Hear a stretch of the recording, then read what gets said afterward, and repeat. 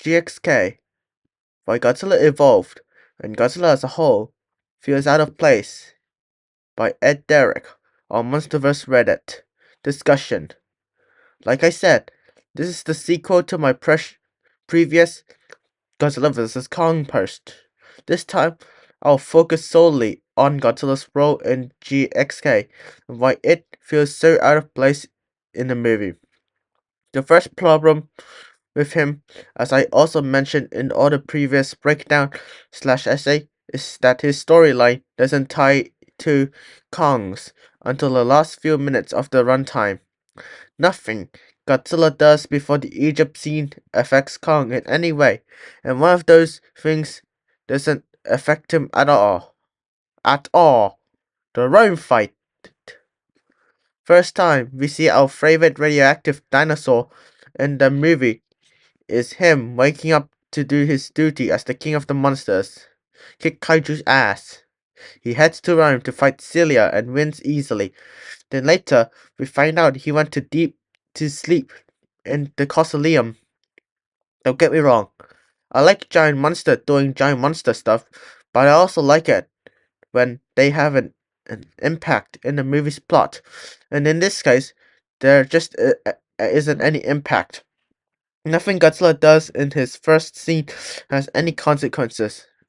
Anything the Rome sequence sets up is the ending scene, where Godzilla goes back to his sleep in the Colosseum. But that is nothing more than a wholesome moment, and does nothing for Godzilla as a character. He likes to sleep. We know that from previous movie. He kills monsters, goes back to sleep, wakes up, repeat. Yes, Eileen mentions the Italian government is pissed off at Godzilla and Monarch, but absolutely nothing comes out of that. You could say this is a setup for a future movie. Sure, but movies don't just be trailers to future movies. Anyway, the point I'm trying to get at is that you could delete the entire Rome sequences, remove Godzilla sleeping in the Colosseum, and nothing would change in the movie. You could have Godzilla be awakened by the EV signal while he is sleeping in the bottom of the ocean. Alien says Godzilla is on the move. The movie goes on as before. Say that why the Rome sequences, aside from some cool visual that lasts less than 3 minutes, is pointless. Moving on to the next Godzilla scene. It actually does something right. There is a point to it. Godzilla absorbs radiation and visually gets more powerful.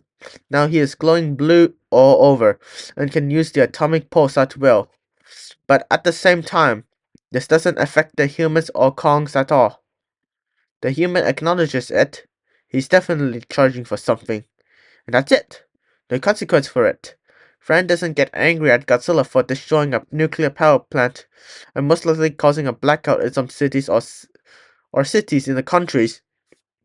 Then, next time we see him, he is in Spain and apparently absorbed even more radiation and is now so radioactive that the water around him is boiling, meaning it is deadly to just stand near him.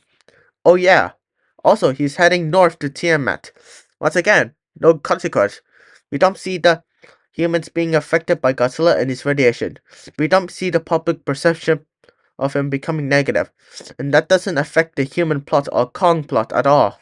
So far, Godzilla has passed by 3 different countries, causing lots of destruction, and in only one of them did he did something positive to the humans, which was killing Celia. But nothing comes from that. Godzilla just gets away with it. Monarch gets no pressure. They just do some vague foreshadowing that could or could not get a payoff in the future movie. Later in the movie, you don't even remember or care what Godzilla did in the first 2 acts, because all that matters now is that he is teaming up with Kong, and as I showed in the previous post, not even that was done right. But what about his evolution? He changed his appearance, and he becomes more powerful. We'll get to that. So after becoming supercharged, Godzilla breaks into Tiamat's lair, fights her, kills her off screens in a matter of seconds, then proceeds to steal her home and cocoons himself in ice. And I'm gonna repeat it. No consequence. And also, the movie builds up Tiamat as this formidable foe, describing her as aggressive and territorial, possessing razor-sharp fins. But when we finally get to see her, all she does is wrap herself around Goji, enveloping his head with her face flaps and wiggle her tiny little arms. So much for a Titan classified as Destroyer.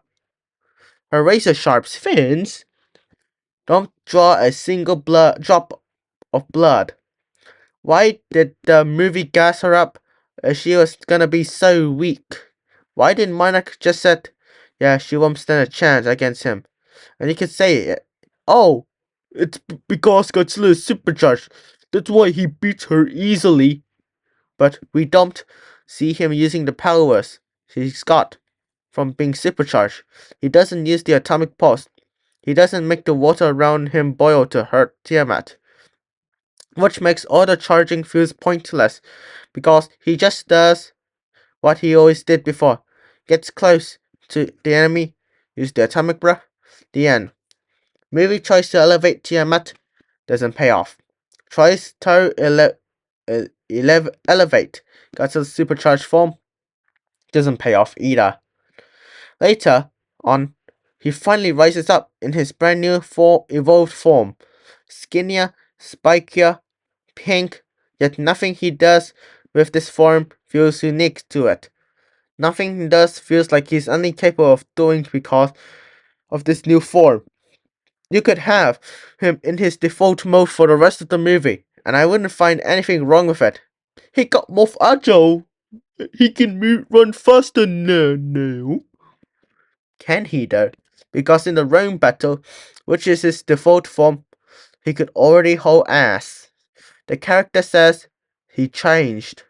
The computer screen shows molecule density increased 20 times more energy storage capacity, or whatever.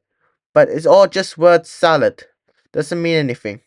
Godzilla Evolve is just a skin in the game. No changes in gameplay. It's not a power up. It's just there to look shiny and pretty, which makes every scene of him powering up feel pointless. So pointless that once again, they could delete all those scenes, have him awake in some random ocean due to the Iwi signal, then head to Egypt to fight Kong. Movie goes on exactly as before. He powered up. Because last time he fought Scar and his army, he almost died. But it's just pure hearsay. We don't see this battle where he almost killed. We don't see what limitations in his default form caused him to almost die, which would justify a new form. But he powered up to combat Shimo's sized powers. Except the one scene where he has to deal with Shimo's ice breath, there's no visual indicating that he used a power from his evolved form to break free. If anything, it looks like he starts moving his body, and that causes the ice to crack.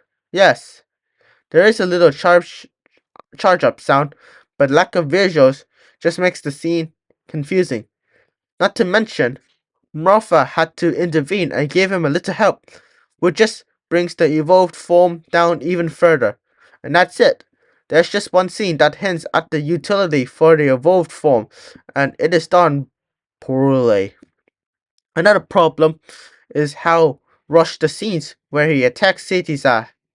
We get a few seconds, not even a minute of people running, and that's it. We don't see a single civilian dying on screen due to Godzilla's action, not even implying to be dead. Not a civilian during the friend scenes. None of the protagonists have to run for their lives afraid of being stomped by Godzilla or being hit by falling debris. Just takes away all the godlike quality Monsterverse Godzilla is supposed to have. In 2014, him arriving Hawaii was enough to cause a tsunami, and we spent a considerable time watching people being taken by the wave and watching in horror as the city is flooded.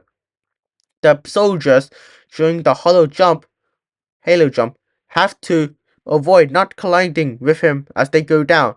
The bus where Sammy is in almost gets destroyed by Goji and the army trying to attack him.